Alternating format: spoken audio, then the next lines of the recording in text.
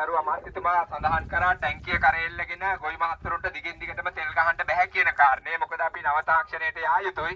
අන්න ඒ සඳහා ආදර්ශනයක් අපි ලෑස්ති කරලා තියෙනවා. ඩ්‍රෝන තාක්ෂණයේ භාවිතයෙන් කොහොමද මහත්මයාත් ඉන්නවා ඒ සම්බන්ධයෙන් පැහැදිලි කරන්න. අපි බලමු කොහොමද මේ ඩ්‍රෝන යානා තාක්ෂණය නැත්නම් ඩ්‍රෝන තාක්ෂණයේ භාවිතයෙන් අපිට තියෙන කෘෂි කර්මයේදී කෘෂි රසායන භාවිතා කරන්නේ කොහොමද? ඩ්‍රෝන තාක්ෂණය කුඹරට යොදාගන්නේ කොහොමද කියලා බලමු. ආදර්ශනය ඇත්තටම ඩ්‍රෝන තාක්ෂණයෙන් අපිට බීජ වපුරන්න පුළුවන්. කොහොම ඒ වගේම වනනාශක, කෘමිනාශක, ඒ වගේම මේ වගාවේ තියෙන ලෙඩ රෝග තත්ත්ව ගැන අවශ්‍යතාවය අඳුනා ගන්න ඕන යන්න පුළුවන්.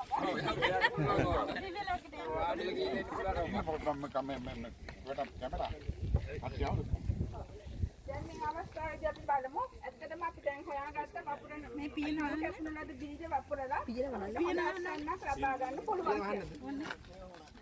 පොඩ්ඩක් ඉරකඩ ලබා දෙන්න. දැන් ඩ්‍රෝන යානය ක්‍රියාත්මක කරලා අපි බලන්න යන්නේ ඩ්‍රෝන තාක්ෂණයෙන් කොහොමද මේ බීජ විසිරුවීම කරන්න පුළුවන් කොහොමද කියන එක ආදර්ශනය කරන්න.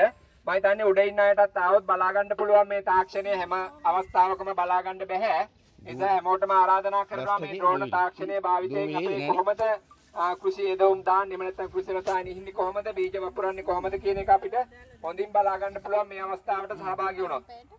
අර උඩ පාරේ ඉන්න අයටත් අපි ආරාධනා කරනවා මේක බලා ගන්න එන්න කියලා.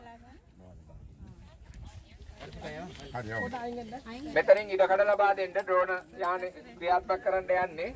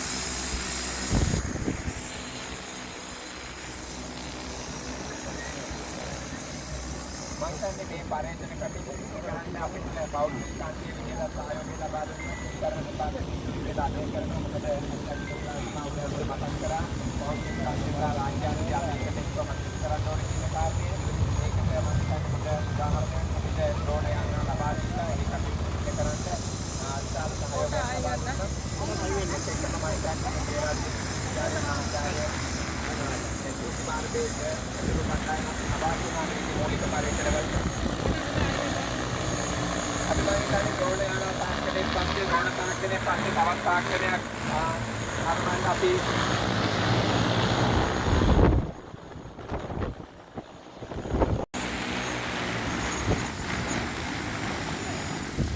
නැවතත් අනිකුත් තාක්ෂණයේ වෙත යොමු වෙමු. මොකද කාල ගෞරවයෙන් හැමෝගෙම ඉල්ලා සිටිනවා අයි නියරෙන් අයි ඉවත් වෙන්න කියලා. පුරවලට ඇත්තටම දෙඩවල් ට්‍රැක්ටරේ සහ සිවුරෝද ට්‍රැක්ටරේ. ඒ කියන්නේ භාවිතා කරන්න නොහැකි කුඹුරු වලට යාන්ත්‍රීකරණය. මේක හඳුන්වා දෙන ලද බෝට්ටු ට්‍රැක්ටරය. මේක මගින් ඉතා ගැඹුරට හැමස් සිදු වෙනවා. මල් මර්දනය සිදු වෙනවා. අපි බලමු කොහොමද මල් මර්දනය සිදු වෙන්නේ කියලා.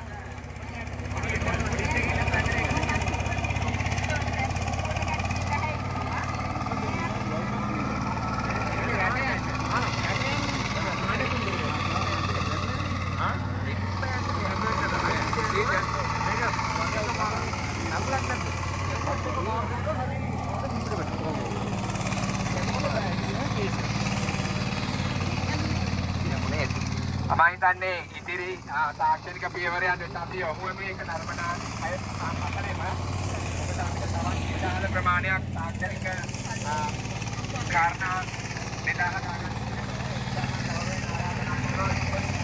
අපි ඊළඟ කාරණේ වෙත යොමු වෙමු කියලා. ඒකෙම මෙතන ආදර්ශනය කරේ ඉරේද කුඹුරු වලට පොඩි පොඩි කට්ටර භාෂාවක